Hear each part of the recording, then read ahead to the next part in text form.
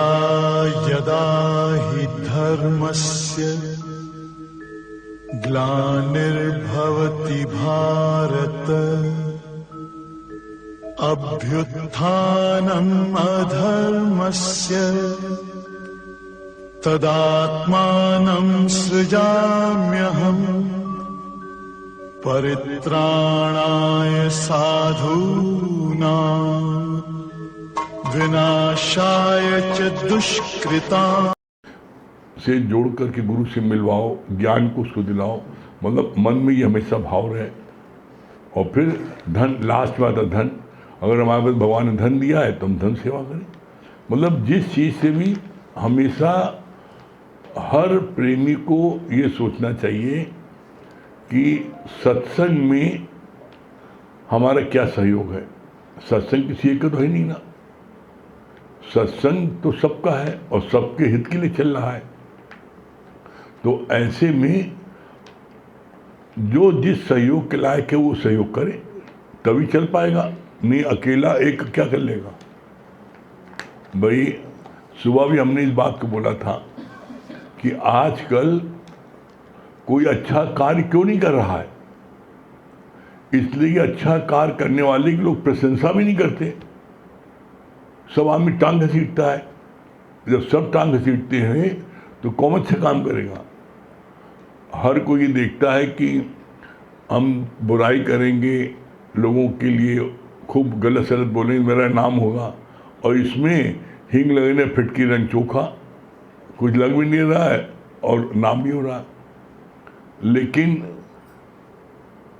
उस कार्य को करने पर आप कर सकते हो, लेकिन मन में कभी जो है संतोष नहीं आएगा, मन में कभी शांति नहीं आएगी, हमेशा मन अशांत रहेगा। जब इसको बोलते हैं डिस्ट्रक्टिव, एक होता है डिस्ट्रक्टिव वर्क, एक होता है कंस्ट्रक्टिव वर्क। डिस्ट्रक्टिव वर्क मतलब किसी कार्य को बिगाड़ना बहुत सरल है। मकान बनाने में 2-4 साल लगते हैं, एक ईंटा बनता है, और तोड़ने के लिए पता लगा अभी नोएडा में 72 मंजिल स्टोरी 2 सेकंड में उड़ गई, उड़ा दिया, गिरा दिया। तो बनाने में बहुत वक्त लगता है। ऐसी कोई मशीन नहीं ना कि स्विच दबाओ बिल्डिंग बन जाए।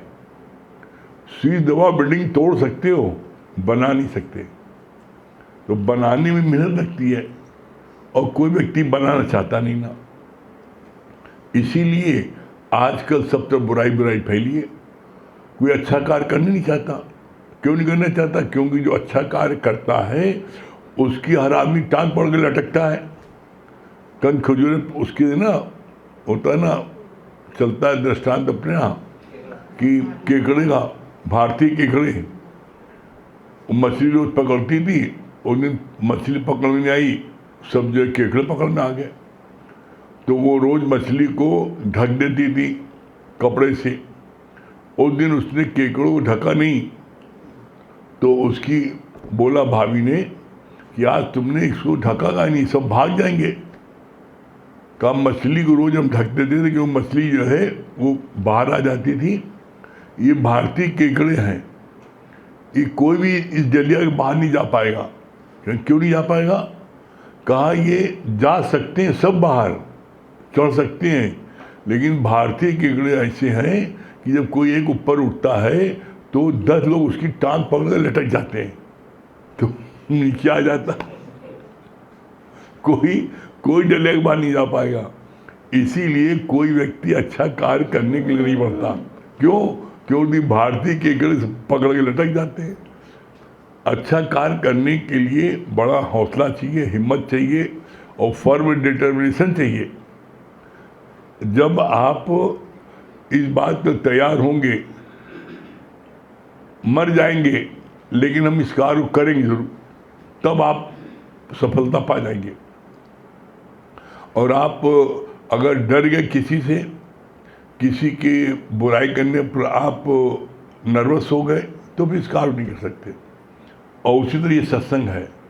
सत्संग के कार्य में भी आप मंदिर जाओगे, पूजा करोगे, पाठ करोगे, आपसे कोई नहीं बोलेगा, खूब करो और बड़ी लोग तारीफ करेंगे, बड़ा भगत है, भगवान बड़ी पूजा करता है, और बाद में चाहे जितना ठगी करो उसको वो नहीं देखेगा। लेकिन तुम सत्संग करोगे तो तुम्हारे ऊपर 4 आदमी उंगली जरूर उठाएंगे। 4 आदमी कहेंगे देखो ढोंगी बना है, देखो भगवान बन रहा है, ऊपर भगवान सब मर गए, नीचे लोग पैदा हो गए। एक से एक डायलॉग बोलेंगे, एक से एक डायलॉग बोलेंगे, और तुम्हारे को इतना गिराने की कोशिश करेंगे कि तुम अकेले, जैसे होता नहीं, एक मोहल्ले का कुकुर अगर दूसरे मोहल्ले में चला जाए तो 10 कुकुर चारों तरफ घेर करके उसको काटते हैं।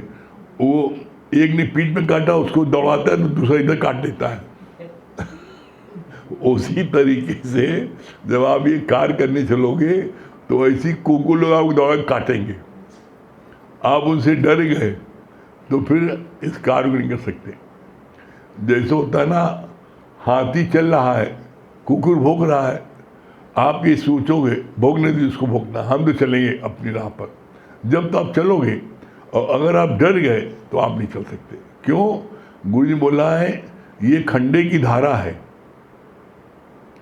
ये सत्संग खंडे की धारा है। कोई आपको अच्छा नहीं कहेगा, हर आदमी आपको जो है आपकी कोई ना कोई कमी निकाल के बताएगा ये कमी है।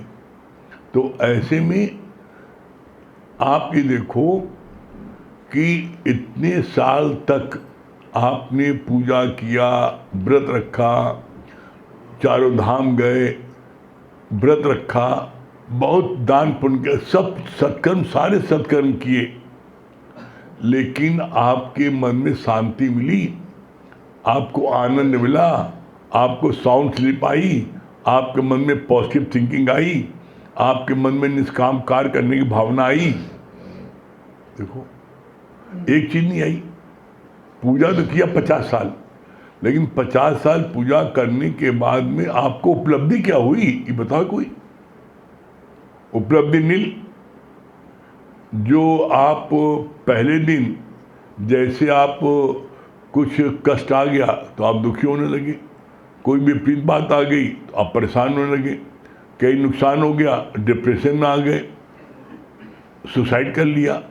तो जितनी हरकत आप शुरू में करते रहे और पूजा पाठ 50 साल करने के बाद भी जो हरकत आप शुरू में करते रहे, क्या उसमें किसी लेस मात्र किसी भी चीज में सुधार आया था? 5 विकार, काम, क्रोध, लोभ, मोह, अहंकार, 5 विषय, शब्द, स्पर्श, रूप, रस, गंध, राग, द्वेष, ईर्षा, जलन, सड़न, कुड़न, नफरत, इतनी चीजों में लेस बाल बराबर भी कोई परिवर्तन आया था? कोई बता दे। हमें तो नहीं आया था। 40 साल दुनिया का कोई ऐसा सत्कर्म नहीं जो न किया हो, सब किया था, लेकिन लेस मात्र कामना कोई कमी नहीं आई थी, लोभ में कोई कमी नहीं आई थी, मोह में कोई कमी नहीं आई थी, अहंकार में कोई कमी नहीं आई थी। इसी तरीके से 5 विषय, शब्द, कोई एक शब्द बोल देता था, जब तक 4 गुना उससे बदला न ले लो ऐसा लगता था अंदर भट्टा से लग रहा है। काम, क्रोध, इतना क्रोध आता था कि उस क्रोध में जो भी कर बैठे कुछ पता नहीं, मतलब अनर्थ हो जाता था क्रोध में। पता लगा क्रोध में जो है वो क्या हो जाए हमें खुद नहीं पता, इतना क्रोध था। लोभ, इतना लोभ था कि सुबह 6-7 बजे निकलते तो रात को 11-12 बजे आते थे, और बस एक ही बात का था कि इलाहाबाद के सबसे बड़ा रईस बन जाए। ये लोभ था। इतना पैसा पैदा कर ले, आज तक किसी ने किया हो, इतना जबरदस्त लोभ था। मोह, इतना मोह था कि बच्चों के लिए जब भी वो कहीं खेलने जाते थे, हिंदुस्तान के किसी शहर में खेलने जाते थे, हम उनके साथ जाते थे,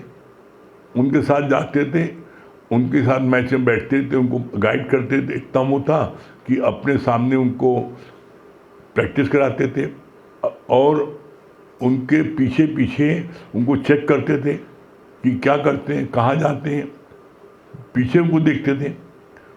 इतना जबरदस्त मोह था। काम, क्रोध, लोभ, मोह, अहंकार जबरदस्त था। मैं ये हूँ, मैं चैंपियन हूँ, हमें किसी गरज क्या है, हमें क्यों किसी झुके। इसी तरह पांचों विषय में शब्द कोई बोल देता था, एकदम नाचने लगते थे। स्पर्श, शब्द, स्पर्श, रूप, रस, मतलब कोई ऐसा विषय नहीं था जिसमें पूरी गटैनों को डूबी हो। सब सारे अवगुण भरे थे। और पूजा 40 साल करने के बाद भी लेस मात्र किसी में एक नए पैसे बढ़ोतरी परिवर्तन ही हुआ था। लेकिन गुरु जी की शरण में आने के बाद यहाँ पर सारी चीजें, सारे विषय, सारे विकास, राग, द्वेष, कितना सारी चीजें कैसे एकदम अलोप सी हो रही हैं, हमें खुद ताज्जुब होता है। मन में ऐसा नहीं है, मन में एक बार आता है ऐसा कर दें। अब जैसे होता नहीं, कभी कभी मन भाव आ जाता है ये कि पिद्दी न पिद्दी की शोरबा, एक फूंक मारने उड़ जाएगा, लेकिन तब भी आंख दिखा रहा है, नहीं भैया हम तो गुरु के बच्चे हैं, फिर अपने को शांत हो जाओ। तो ये चीज़ें, इतना ड्रास्टिक चेंज खुद ताज्जुब होता है, खुद ताज्जुब होता है। कभी कभी ये होता है, मन में भावने लगता है हम बड़े बुज़दिल हो गए क्या, बड़े कायर हो गए क्या, हम किसी को कुछ बोल नहीं पाते। तो बाद में पता लगता है कि अगर हमने नहीं बोला है तो इसमें मेरा कितना हित हो गया, मेरा मन कितना शांत था, और कुछ देर बोल के चला गया। हम बोलते, आगे बात बढ़ती, मारपीट होती, कोर्ट कचहरी होता, कितने झंझट बच गए। पहले लेटते थे, लेटने के बाद भी 2-2, 4-4 घंटे नींद नहीं आती थी, मुंगरी लाल सपने सोच रहे हैं, ये वो करेंगे, ये करेंगे, रात को 2 बज जाती, नींद नहीं आती थी। अब बिस्तर लेटे नहीं, 1 सेकंड सो जा, 1 मिनट में नींद आती है, कोई मन में भाव नहीं चलता, कोई मन में विचार नहीं रहता।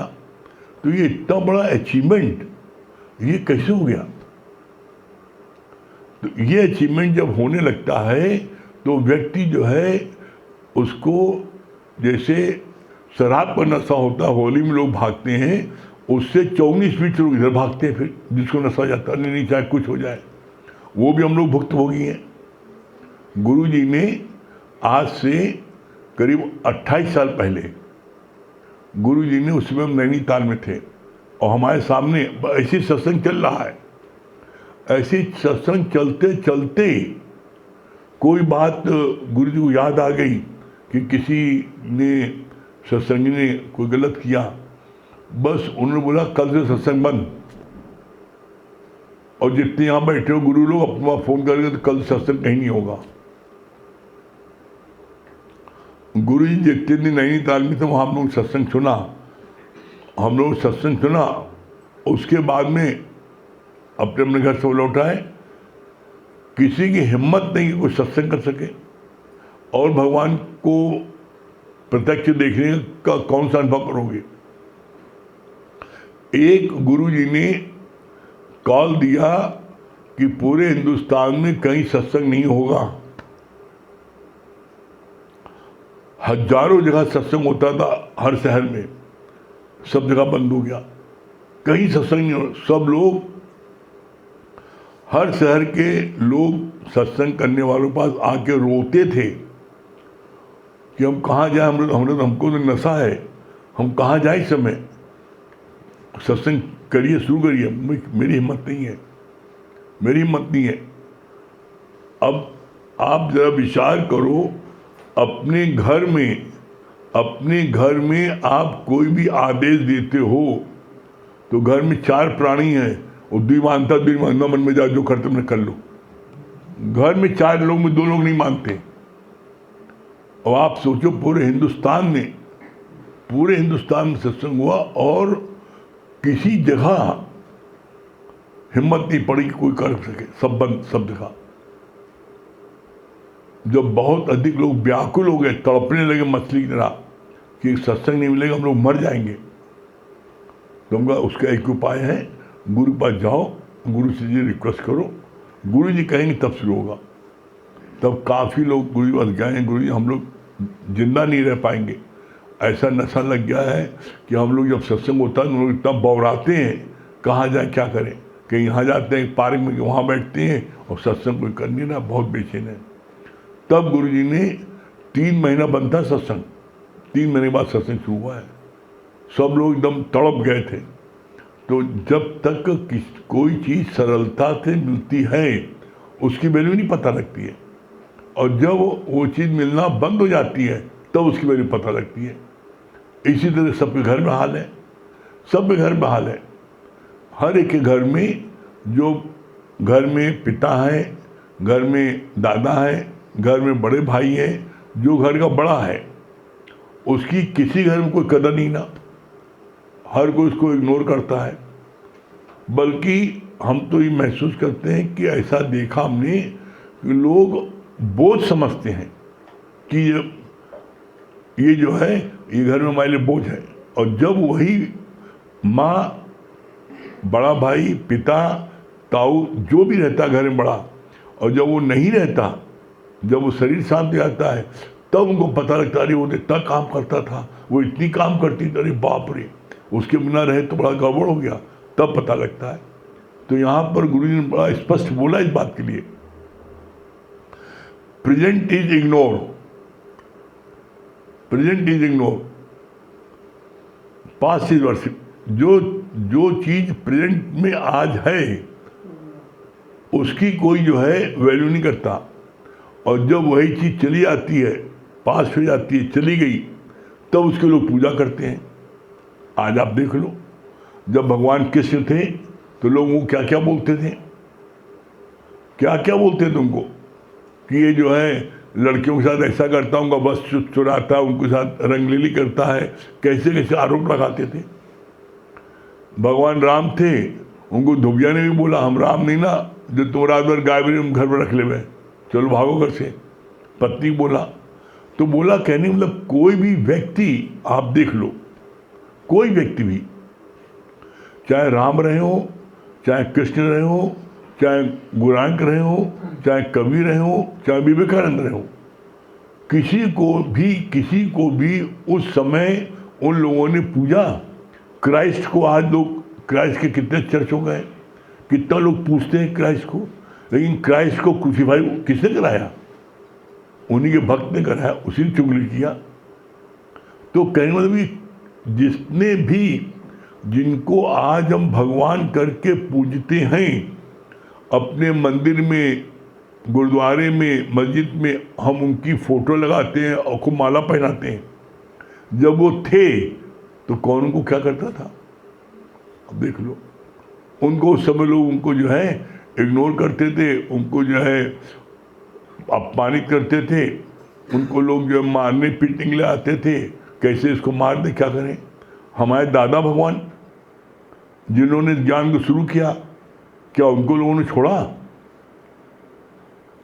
वो महिलाओं को पार्क में बैठ करके ब्रह्म ज्ञान सुनाते थे।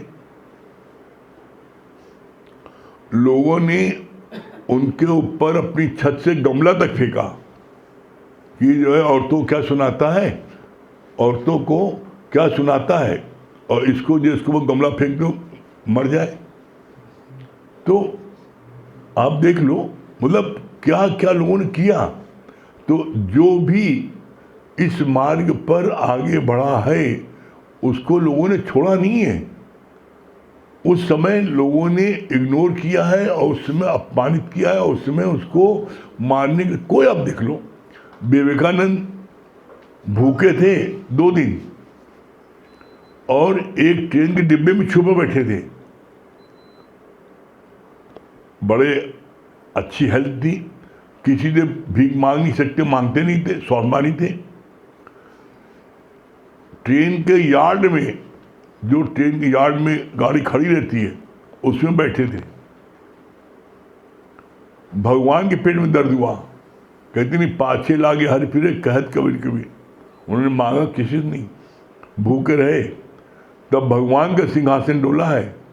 और तब भगवान ने अपने एक भक्त को उसको आकर के बताया सपने कि मेरा एक प्रेमी रेलवे के यार्ड में स्टेज में वहाँ ऐसे से बैठा है, उसकी फ़ोटो ऐसी है, फ़ोटो दिखाया विवेकानंद की ऐसी है, वो 2 दिन से भूखा है, उसको जाके अच्छे से खाना जाके खिलाओ, नहीं तुम्हारा सब नष्ट हो जाएगा।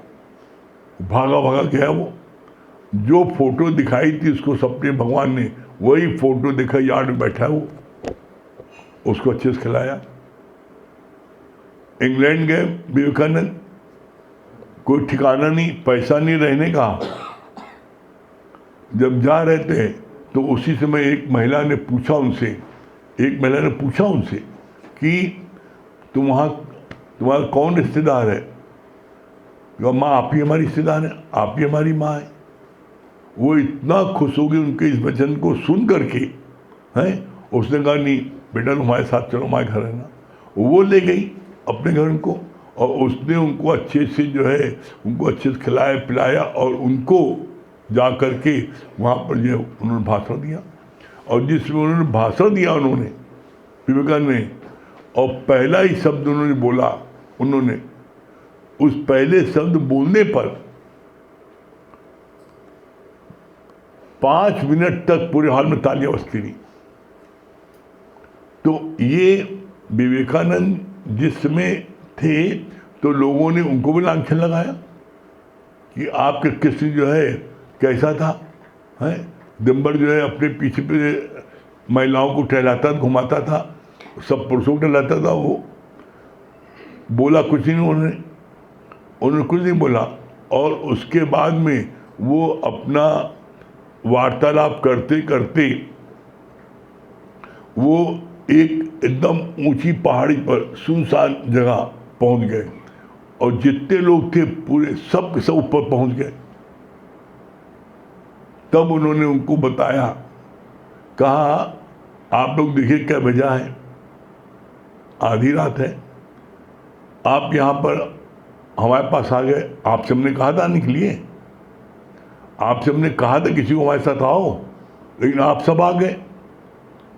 तो इतना आकर्षण होता है गुरु भी, उसको कोई छोड़ नहीं पाता, और वो उसके आकर्षण से ऊपर पहुंच गए। तो जैसे आप लोग आज अभी सेवाएं, आपको हमने बुलाया नहीं, वो ऐसे ही किसी का था, उसने बुलाया किसी को नहीं, लेकिन इतना आकर्षण था कि जो भी कोई उसके संपर्क में आता था वो खींचा चला जाता था। तो वो चीज़ जो है आप में भी है, आप में भी वो आकर्षण है। आप भी चाहो तो आप भी उस कार्य को कर सकते हो, हर कोई कर सकता है। सूना सकना कोई नहीं, हर के अंदर लाल, और मूर्ख गण खोले नहीं कर्मी भय कंगाल। जो मूर्ख लोग होते हैं वो जो है इस ब्रह्म और जीव की गांठ को नहीं खोलते, और ब्रह्म और जीव की गांठ आप खोल लोगे तो आप भी अपने को फील करोगे, आई एम दैट। विभाग त्याग लक्षण, पहले विभाग करो। विभाग किसका करो? जीव और ब्रह्म का विभाग करो। फिर त्याग, फिर जीव भाव को त्यागो और ब्रह्म भाव में रहो। फिर लक्षण, आप अंदर से आत्मा के ब्रह्म के लक्षण प्रकट हो जाएंगे। जब आप ज्ञान को सही ढंग से लोगे तो आप में उन्नत होगी और आप मंजिल को प्राप्त कर सकते हो। और आप अगर आपने क्या है कोलू के बैल की तरह दौड़ते रहे उसी में, तो आप उसी कोलू बैल जो है 10 फीट में उसी में दौड़ता है सारी जिंदगी, उसी में दौड़ते रहे, मैं ब्रह्म हूँ रटते रहे। रटने से नहीं, ये फील करो। अगर आप ब्रह्म हो तो आपके अंदर में ब्रह्म के लक्षण भी होने चाहिए। ब्रह्म जो है क्या नाराज होता है, ब्रह्म कहीं पार्शलिटी करता है, ब्रह्म किसी को सूंघ सूंघ के प्यार करता है, ब्रह्म किसी से बदला लेता है। देख लो, अगर हम ये करते हैं तो हम नहीं है। तो रोज रोज गुरु के वचन सुनते सुनते क्या है, आपकी वैसी स्थिति धीरे धीरे बनती है और एक दिन बन जाती है। कैसे बन जाती है? बोला करत करत अभ्यास के जड़ मत हो सुजान। कोई कैसा भी हो, नित्य अभ्यास करेगा किसी चीज का, वो उसमें पारंगत हो जाएगा। किसी चीज का अभ्यास करेगा। आप देख लो, जो जेब कतरे होते हैं, बम्बई में उनका स्कूल है, वो इतनी सफाई जेब काटते हैं कि आप सदरी के अंदर, बंडी के अंदर, बनियाइन में रखे, ऊपर 3-4 कपड़ा पहने हो, आपको ऊपर का सब ठीक है, अंदर कट के पैसा गायब। आप कितना भी टाइट पर्स अंदर रखे हो है, और वो आपका पर्स जो है, ट्रेन में आपका पर्स कब निकालने का पता नहीं लगेगा। इतने एक्सपर्ट होते हैं, उनको ट्रेनिंग दी जाती है, सिखाते हैं। आप देख लो, आपने अपने शहर में देखा होगा, नट के बच्चे होते हैं, जो बंजारों के बच्चे होते हैं, वो जो है बांस खड़ा करके उस पर रस्सी बांध देते हैं, और उनका छोटा बच्चा 8 साल का, 10 साल का, सिर पर घड़ा 3 ठो रख के और डंडा लेकर के यहाँ से 20 फीट तक पैदल जाता है, चलता है। वो पैदल जाता है, उस रस्सी पर पैदल तीनों घड़ा लेते हुए बैलेंस बनाकर इधर से उस पार पहुंच जाता है। जितने आप लोग हैं, कोई एक व्यक्ति उस पर 1 मिनट खड़ा होकर दिखा दे, चलना छोड़ दो, बहुत दूर है। कोई 1 मिनट उस पर खड़ा होकर दिखा दे, उस पर खड़ा नहीं हो सकता। और वो बच्चे 8 साल 10 साल बच्चे अपनी जीविकापार्जन के लिए, अपने पेट के लिए वो उस पर चलते हैं। आप सोचो। और उसके बाद भी बेचारे जो है सिर्फ सूखी रोटी का पैसा पा पाते हैं। उसके बाद वो कहना देता है। अब आप सोच लो। अब कहने मतलब ये हमारा कि यहाँ हम ये कहना चाहते हैं कि जो 8 साल का बच्चा, 10 साल का बच्चा एक रस्सी पर 3 घड़े को ऊपर ले करके एक डंडे के सहारे से 20 फीट रस्सी पे चल लेता है, तो आप ब्रह्म ज्ञान के राह पर नहीं चल सकते। उस एक रस्सी पे चलने तो सरल है, एक रस्सी पे खड़े हो चलो, उससे बहुत सरल है। इसमें हाथ पैर टूटने डर तो नहीं ना। आप क्या समझते हैं, जो उनके बच्चे चलते हैं तो क्या, अरे 1-2 बार नहीं, सैकड़ों बार गिरते हैं, और उनको 1-2 साल की अवस्था से उनको उस पर खड़ा होना सिखाया जाता है। खड़े हो चलो, एक पहले बैलेंस बनाओ, खड़े हो, फिर थोड़ा चलो, फिर थोड़ा चलो। ऐसे करते करते जब उनको 8 साल 10 साल प्रैक्टिस करते हैं, तब तो चल पाते हैं। यहाँ पर कहने के लिए तो जब कहीं पूछा जाता है कब से आ रहे हो, तो जो 22 साल से आ रहा है, 25 साल से, कालक मैं 25 साल से आ रहा हूँ, अकड़ के बता रहा है। 25 साल में तुम्हारी उपलब्धि का भाई ये बताओ। 5 विकार टोटल समाप्त हो गए, 5 विषय समाप्त हो गए, राज्य समाप्त हो गया। 25 साल से तो आ रहे हो, लेकिन ये बताओ कि तुमने साल में कितने दिन सत्संग दोनों मीटिंग में अटेंड किया, ये बताओ। पता लगा कि 25 साल से आ रहे हैं, लेकिन अटेंड किए 50 दिन टोटल, और 50 दिन अटेंड किए तो 25 साल से आ रहे हो। तुम्हारा 1 महीना भी नहीं हुआ पूरा। अगर 1 महीने में दोनों मीटिंग लेते तो 60 मीटिंग हो गई, तुमने 85 मीटिंग अटेंड किया है, तो 25 साल कहाँ हो गए। और वही जो दोनों मीटिंग अटेंड, सत्संग अटेंड करते हैं, अभी 25 साल नहीं, उनको मात्र 5 हफ्ते हुए हैं, उनकी स्थिति कितनी अच्छी हो गई, कितना अच्छा ज्ञान बता लेते हैं, कितना अच्छा उनकी स्थिति हो गई। क्रोध नहीं आता, किसी प्रकार का अंदर में विक्षेपता नहीं आती है, मतलब कितने अचीवमेंट हो गए। तो इसीलिए बोला गया यहाँ पर कितने पुराने उसका महत्व नहीं ना, कितनी मीटिंग आपने सत्संग को अटेंड किया है मनमना भाव के, महत्व उसका है। अपनी मीटिंग अटेंड करके बताओ हम कितने दिन की है पुरानी। अब जो सत्संग को मनमना भाव करके रोज 2 मीटिंग लेगा तो 1 महीने में उसका जो है 60 मीटिंग हो गई उसकी, और तुम 25 साल से आ रहे हो, तुमने मीटिंग 50 अटेंड की टोटल, तो सीनियर कौन हो गया? तुम सीनियर है। ये तो वही हिसाब हो गया ना कि बाप जो है वो हो तो गया 85 साल का, लेकिन वो एकदम अनपढ़ है, अंगूठा छाप है, और बेटवा जो है वो है अभी 25 साल के, लेकिन वो शहर का कलेक्टर हो गया, डीएम हो गया। तो आपने बेटवा ने रोज पढ़ाई की 12 घंटे 14 घंटे, मेहनत किया, कंपटीशन में बैठा, 12-15 साल अच्छे से पढ़ाई किया, कंपटीशन में बैठा, उसके लिए मेहनत किया, तो वो जो है डीएम हो गया। बाप ने जो सारी ज़िंदगी पढ़ाई की नहीं, सारी ज़िंदगी हुक्का पानी यही तो चलता रहा, जुआ चलता रहा, ताश चलता रहा, आवारागर्दी चलती रही, रंगबाजी चलती रही। बड़े लोगों को यही बड़ा मजा, मैं डांट दिया ना, आदमी चुप हो गए सब, उनको इसी मजा आता है। तो तुमने अचीवमेंट क्या किया? बड़ा भैया तो क्या भैया, जैसे पेड़ खजूर, पंछी को छाया नहीं, फल लगा तो दूर। तुम्हारे 90 साल के हो गए या तुम 95 साल के हो गए, तुम्हारे से किसी को क्या प्राप्त हुआ ये बताओ?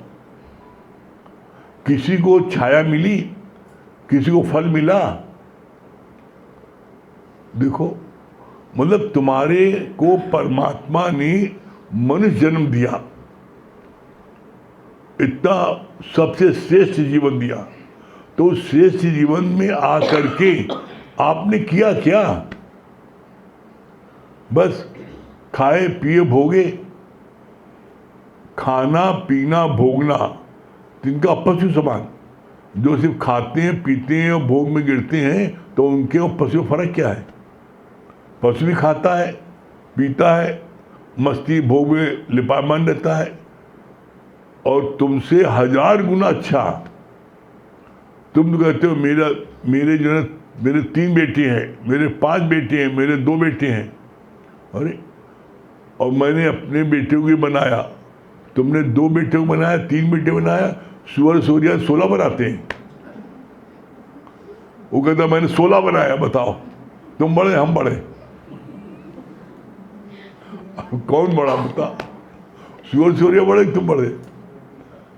तो देखो हमारा जीवन जा किधर रहा है। हमारे को किसी को हमसे छाया मिल रही है, किसी को फल मिल रहा है। पता लगा कि जब मरे तो मोहल्ले वाले बड़ा खुश हुए, कम से कम एक बवाल गवा। और जब एक जिसको सबको छाया मिलती है, सबको फल मिलता है, सबको ऊपर आप सबके दुख सुख में शामिल होते हैं, जब उसका शरीर शांत होता है तो 8 आंसू होते हैं। अरे उनके रहने पर हमको ये मिलता था, ये हमारा, हम इतना मेरे साथ मेहनत किया, इतना मेरे को किया। तो वो सारी जिंदगी सारी उम्र वो रहते हैं, जाते नहीं हैं। आप इसका प्रत्यक्ष प्रमाण देख लो। दादा भगवान, हमारे प्रमला भगवान देख लो। आज प्रमला भगवान को ही आज उनको गए 11-12 साल हो गए, और इतना समय हो जाने के बाद भी एक दिन ऐसा जाता है जिनको नाम न लिया जाए। और कोई एक जगह नहीं, हजारों जगह जहाँ जहाँ सत्संग होता है, जितनी जगह पर सत्संग होता है, सब पहले गुरु को नमन करते हैं कि आज गुरु जी जो कुछ है आपकी कृपा से है। तो ये जीवन अच्छा है कि वो सूर्य वाला जीवन अच्छा है कि हमारे भी 4 हैं, हमारे 2 हैं, वो जीवन अच्छा है। अभी डिसाइड आप लोग करो कौन जीवन अच्छा है हमको। गुरु जी अच्छा ना होता तो हम लोग आते थे। अच्छा समझने तो आ रहे हैं। होता है आ जाते हैं आपकी कृपा से। देखो मंगल भैया लोग हैं।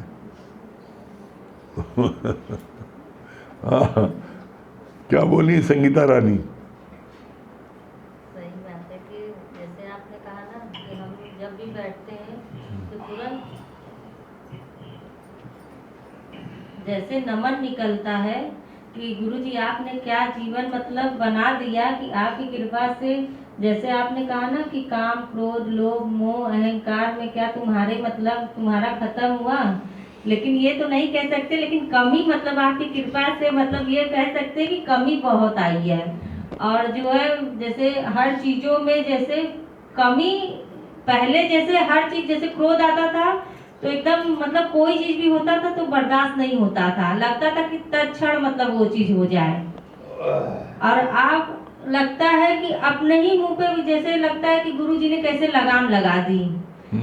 और मतलब कितना शुक्राना निकलता है कि ये चीज फील होता है कि अपने जीवन में परिवर्तन को देख करके गुरु के ज्ञान पे यकीन हुआ। और जैसे ये चीज फील होता है कि जाना कहीं रहता है लेकिन मन करता है कि पहले नहीं, पहले गुरु के दर्शन कर ले, पहले सत्संग ले ले तब कहीं जाए। तो जैसे मन भी इधर ही की तरफ भागता है। हाँ, अर्चना जी आपका मन कहाँ भागता है? हरे गुरुजी बहुत शुक्राने हैं आपके। सच बात है कि इस ब्रह्म ज्ञान को सुनने से हम भी खुद कहते हैं कि हमारे जीवन में बहुत परिवर्तन आया। पहले इतना भी पूजा पाठ करते थे लेकिन इसके बारे में कुछ पता ही नहीं था, लेकिन पूरा भरा हुआ था। लेकिन जब इसको सुने अंदर से आज देखिए कैसे एकदम खाली हो गए, मन तो कहीं जाता ही नहीं है। हाँ, मंगल भैया क्या बोल रहे हैं जयपुर में? मंगल भैया